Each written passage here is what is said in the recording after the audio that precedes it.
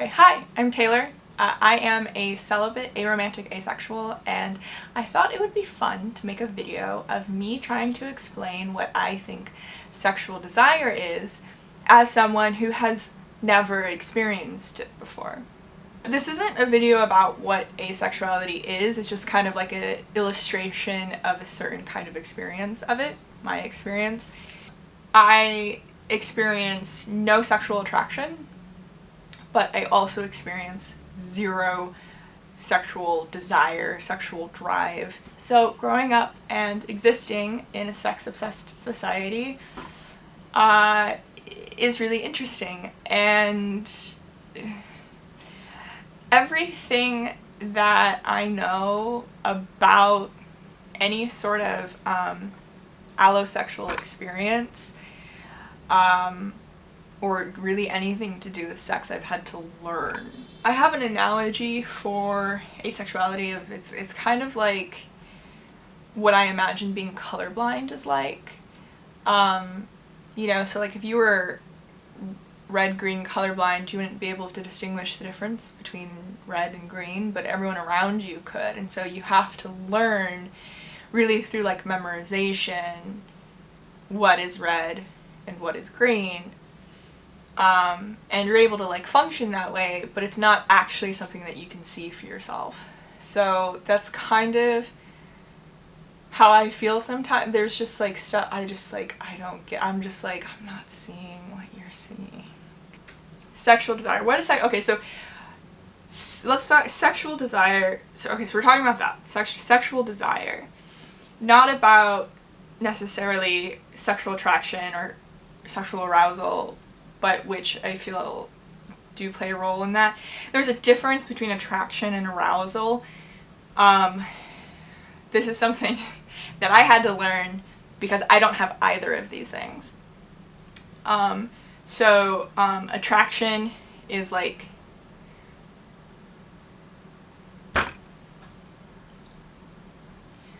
liking someone, I guess. Feeling attracted to someone. It's like it's I think what's like specific about attraction is that it takes an object. It's directed at a particular person. And then arousal is kind of just like the physiological experience. And like those things can go hand in hand, but they can also exist independent. I am not a human sexuality professor. I don't actually know. Okay, so moving on. So I'm talking about sexual desire. What that means for me is the desire to have sex, to pursue sexual activity. I don't know what that feels like at all, and it took me years to come up with an analogy for it because allosexual people were terrible at describing it to me. I think what was so confusing to me for so many years was everyone, or not everyone, but a lot of people talk about sex like it's a need. They call it that, right? Oh, a man has needs. I need to get laid. I haven't had sex and enter time frame here.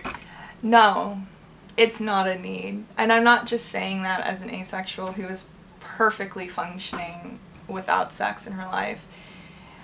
It's not a need. If you don't have sex, it's not going to kill you. A need is like the need to drink water, or the need to eat, or the need to sleep, right? You don't actually need to sleep with anyone, right? If you don't sleep, you will eventually die. But if you don't sleep with someone, you'll eventually die, but that's not the reason. It's not going to kill you.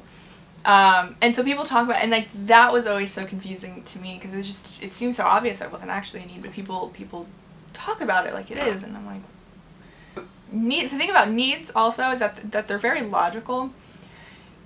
When you get tired, that is relative to, well, how long has it been since you slept? How much energy have you been exerting in that time?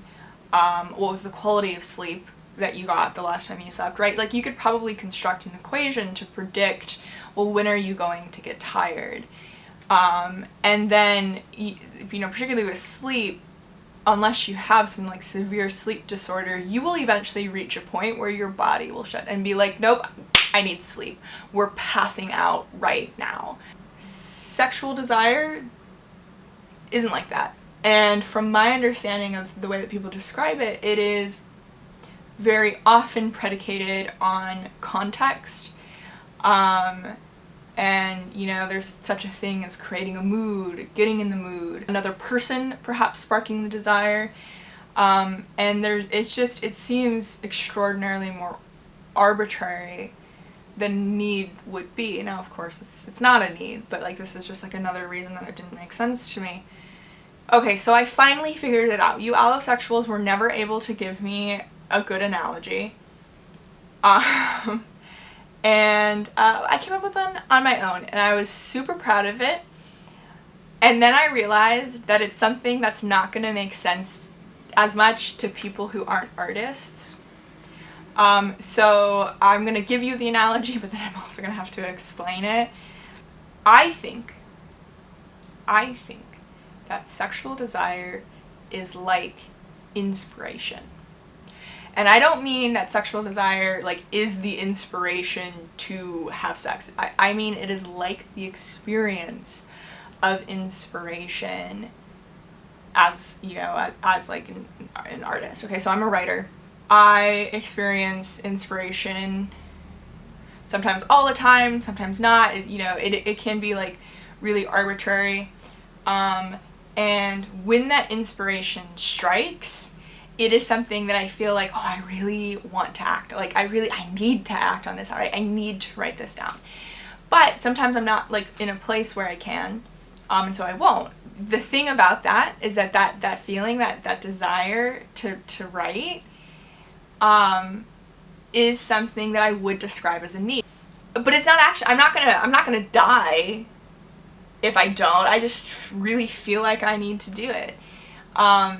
The other thing is that inspiration is also something that is related to, like, mood, and I know that there are things that I can do to try to set the mood, like, in the same way that I guess people light candles, or, turn down the lights, put on some sexy music. I don't know.